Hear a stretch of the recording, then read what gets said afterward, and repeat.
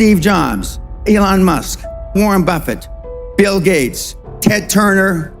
Success leaves clues, kids. I just named 5 of the greatest names in business in the last 150 years. And they all have one thing in common. They're ball busters. They're hard as nails. Where does that leave you? I still work 50, 60 hours a week, and I haven't had to work in 35 years. You're not willing to do anything. You're not willing to sacrifice anything to be a high-performance person. I don't want to be like that. No, most people don't. I want to be liked. Yeah, well, see, you want to fit in.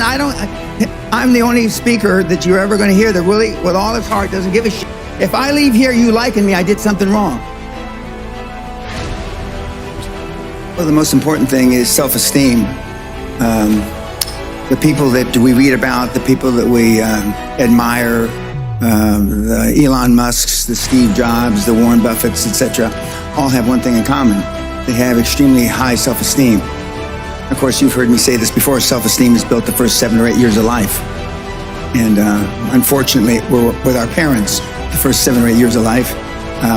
Ergo, we don't have too much high self-esteem. But to build high self-esteem, and the way you build high self-esteem, if you're 25, 35, or 45, is to be around, surround yourself with other people that have high self-esteem. Show me your friends and I'll show you your future. And so you can reverse your childhood by who you associate with. How do you do that? Well, you find people that are where you want to be, but they're already there. You're 22 years old, you're 32, you're 41 years old, and there's a guy or a gal who's 45 years old who is where you want to be.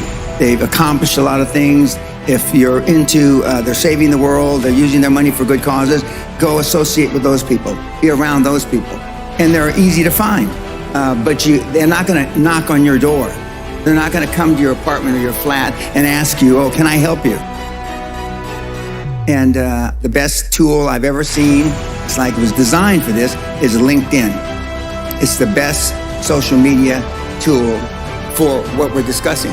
And you can find these people. Now, just remember, everybody that's on LinkedIn, all the, 20 million or whatever people that are on LinkedIn are all there for one reason. They're there because they want to do business, they want to meet people. Unlike some of the other social medias like Facebook or Twitter. But I mean, LinkedIn, they're there for a common purpose. They have a common bond. They have a common goal. They want to expand their horizon, and it's a great tool. I had self-esteem. I didn't know till I got grown up and was an adult that everybody didn't have self-esteem. I didn't understand that. I didn't realize that everybody didn't have self-confidence. I didn't realize that everybody didn't have self-worth. Gallup did a poll in 2016, worldwide, 87.6% of all the people on the planet. We'll just round it off. 87% of everybody that walks the face of the earth, 7.65 billion people, are unhappy. The high-performance people, the one thing that they all have in common is they're hungry. Hungry for a better life. Hungry for change. Hungry for the tough love their parents didn't give them. So is that what it needs? You have to be hungry. You need to feel the pain. Growth only comes through pain. No pain, no gain. It's the same in life. If love got the job done, you wouldn't need podcasts, you wouldn't need seminars. It doesn't. Tough love gets the job done. But being liked doesn't get you a raise when you're working for wherever you're working for. Efficiency, accountability. Most people that come to seminars are there because they weren't held accountable when they were growing up. What is your definition of a high-performance person? Being all that you can be every day. 24/7, 365, being all you can be. I asked the question a couple days ago, how many of you can raise your hand with, how many of you have kids? Don't raise your hand now. How many of you would like to have your kids grow up just like your parents? You know the answer, don't you? Close to zero. because they were shitty role models. I'm not going to ask the second question. How many of you would like your kids to grow up and be like you? But being a high-performance person is a full-time job. I'm like this when I wake up in the morning to brush my teeth. I'm like this when I brush my teeth before I go to sleep.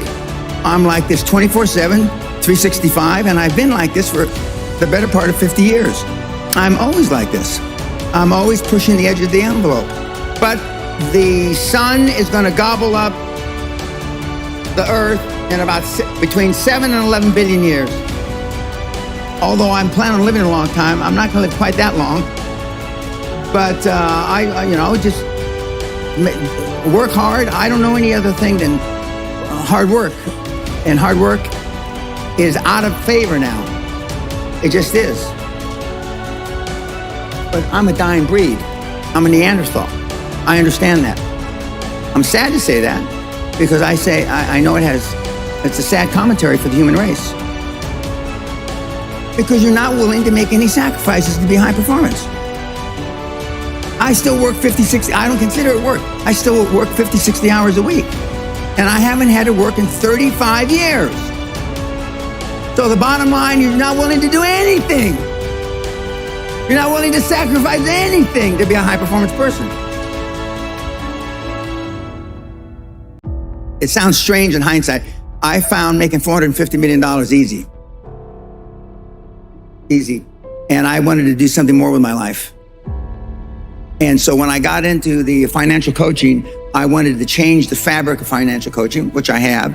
And I wanted to be known as and now that's what they call me, the greatest of all time. But this was just me flapping my mouth 25 years ago. Now I am the greatest of all time, vis-a-vis creating wealth through people like yourselves. And I wanted to leave that legacy. And I wanted people like, I'm from the barrio, I'm a real rough background, been in jail 5 times, did a lot of ugly things. But I'm glad it happened to me because I know what the other side, like some of you have never been kicked in the teeth. I know what it is to be kicked in the teeth and my teeth be on the pavement. I know what that feels like. I know the humiliation. Forget the pain, you get over the pain. I wanted the poor kids to understand that they had a methodology, there was a methodology used by one of them that was once poor and got in a lot of trouble. You can do it if you want to do it bad enough. The operative part of that little description is if you want it bad enough. Muhammad Ali, arguably one of the greatest fighters ever, he was talking since he's 14, 15 years old, I'm the greatest. Before he ever had a professional fight. My father said, if you've got something in your mind, it should come out of your lips. The squeaky wheel gets the grease. And you've been taught all your life not to ask.